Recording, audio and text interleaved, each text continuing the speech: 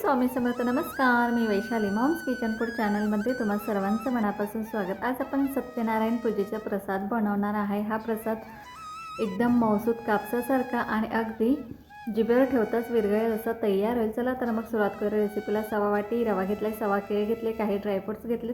सर्वप्रथम आपण केळीची साल काढून घ्यायची या पद्धतीने. त्यानंतर सुरीने मध्यभागी काप लावायचे, पुन्हा आडवा काप लावायचे, 4 भाग करून घ्यायचे. त्यानंतर सुरीने असे बारीक त्याचे काप करून घ्यायचे, पातळ असे.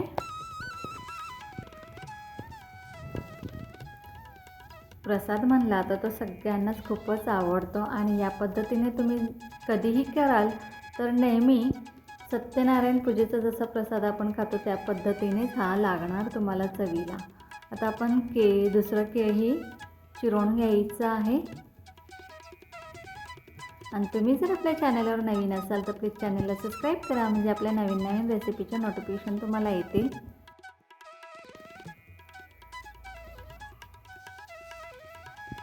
आता केळी चिरून झालेले आहे. आता आपण गॅसवर कढई ठेवलेली आहे, त्यामध्ये 1 वाटी तूप घालणार आहे.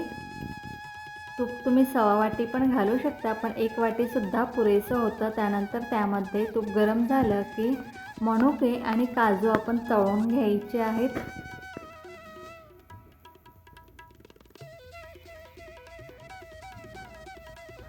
गॅसची फ्लेम मीडियम ठेवलेली आहे. मीडियम गॅसवर मनुके तळून घ्यायचे आहेत.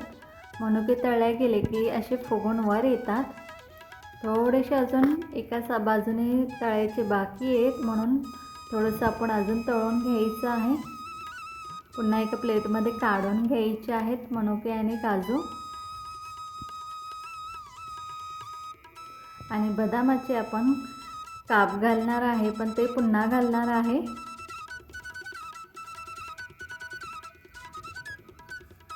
मनुके आपण काढून घेतले की त्याच तुपामध्ये आपण चिरलेलं केळ घालून घ्यायचं आहे आणि तुपामध्ये चांगलं हे चमच्याने हलवून परतून घ्यायचं आहे.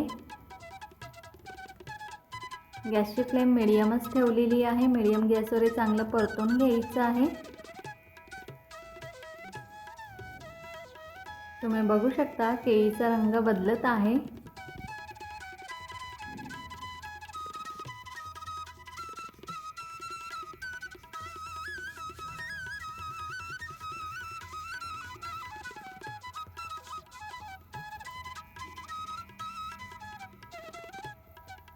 आता आपल्या केळी चांगल्या परतल्या गेलेल्या आहेत तुपामध्ये. त्यानंतर आपण इथे रवा घालायचा आहे. रवा मी चमेली रवा वापरलेला आहे, बारीक रवा. तुम्ही मोठाही रवा वापरू शकता. यामध्ये 1/2 वाटी घेतलेला आहे.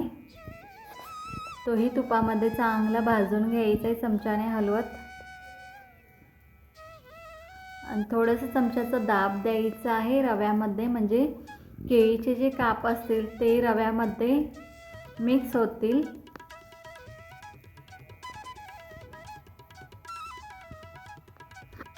बघा या पद्धतीने असं दाब देऊन व्यवस्थित रवा सतत हलवत भाजून घ्यायचा आहे. तुपामध्ये केळ भाजल्यामुळे प्रसाद आणखीनच चविष्ट असा तयार होतो, खूपच टेस्टी लागतो.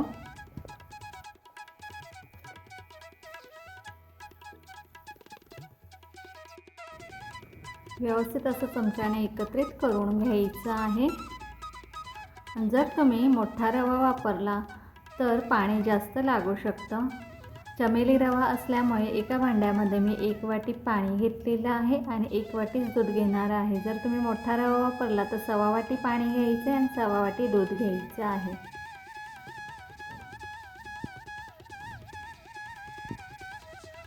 आता हा रवा आपण सतत चमच्याने हलवून व्यवस्थित असं तुपामध्ये भाजून घ्यायचा आहे.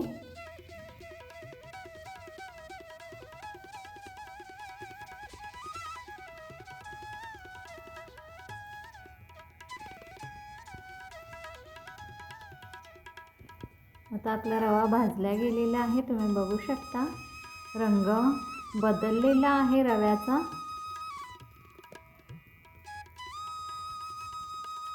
तुम्हाला मी चमच्याने दाखवत आहे.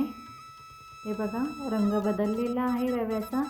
आता आपण गॅस बारीक करायचा आहे. गॅस मंद करून यामध्ये आपण आता दूध आणि पाण्याचं मिश्रण घालायचं एका हाताने आणि एका हाताने आपण चमच्याने हे मिश्रण एकत्रित करून घ्यायचं आहे रव्यामध्ये। या पद्धतीने अजिबात गुठळ्या होऊन द्यायच्या नाहीत। आता पाणी आणि दुधाचं मिश्रण घातल्यानंतर हे चमच्याने व्यवस्थित एकत्रित करून घ्यायचं आहे। तुम्ही बघू शकता अजिबात कुठेही एकही गुठळी झालेली नाही। व्यवस्थित असं आपला रव्याचं आणि पाणी आणि दुधाचं मिश्रण एकत्रित झालेलं आहे। त्यानंतर गॅस बारीक केलेला आहे आणि वर 2 ते 3 मिनटं झाकण ठेवून आपण हा मिश्रण ठेवलेलं आहे। आता तुम्ही म्हणाल यामध्ये आपण साखर तर घातली नाही, मग कसा शिरा तयार झाला? तर आता आपण साखर घालायची आहे। झाकण काढल्यानंतर 1/2 वाटी साखर घातलेली। असं केल्याने आपला शिरा प्रसादाचा दिवसभर जरी राहिला तरी तो मऊसूत असा कापसासारखाच राहणार। आता साखर घातल्यानंतर पुन्हा आपण हे मिश्रण चमच्याने चांगले एकत्रित करून घ्यायचं आहे।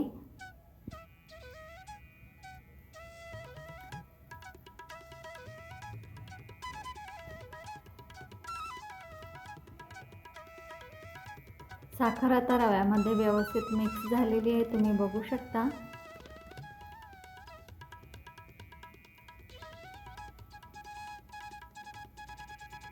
आता हे आपण चमच्याने चांगले एकत्रित करून घेतलेलं आहे। गॅस बारीकच आहे। आता आपण यावर झाकण ठेवायचं आहे आणि 5 मिनटं हा शिरा होऊन द्यायचा आहे। तोपर्यंत आपण 6 वेलची घेतलेली, वेलची सोलून घ्यायची आहे आणि त्याची बारीक पावडर करून घ्यायची आहे। 5 मिनटानंतर झाकण काढून पुन्हा हे आपण मिश्रण व्यवस्थित एकत्रित करून घ्यायचं आहे।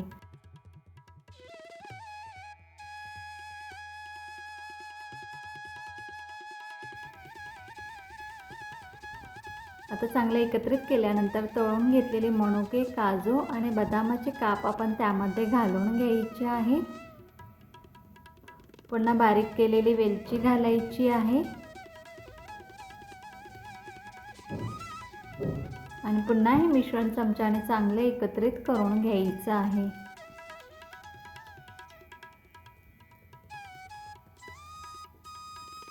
एकदम मऊसूत असा हा शिरा तयार झालेला आहे आणि अगदी जिभेवर ठेवता लगेचच विरघळेल असा हा प्रसाद तयार आहे।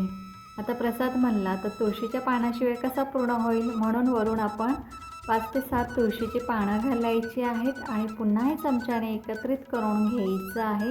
गॅस आता आपण बंद करायचा आहे।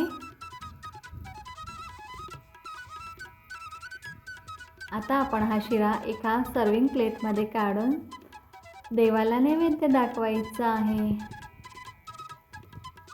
तुम्ही बघू शकता किती मस्त आपला प्रसाद तयार झालेला आहे, अगदी मऊसूत असा। तर आहे का नाही एकदम सोपी आणि साधी रेसिपी। तर तुम्हाला माझी ही रेसिपी कशी वाटली हे कमेंट करून नक्की सांगा आणि अशाच नवनवीन रेसिपी पाहण्यासाठी आपल्या मॉम्स किचन फूड चॅनलला लाईक करा, शेअर करा आणि सबस्क्राईब करा। हां, सबस्क्राईब करायला अजिबात काही लागत नाही, वाट कोणाची बघताय, कारण आपल्या चॅनलला सबस्क्राईब। थँक्यू।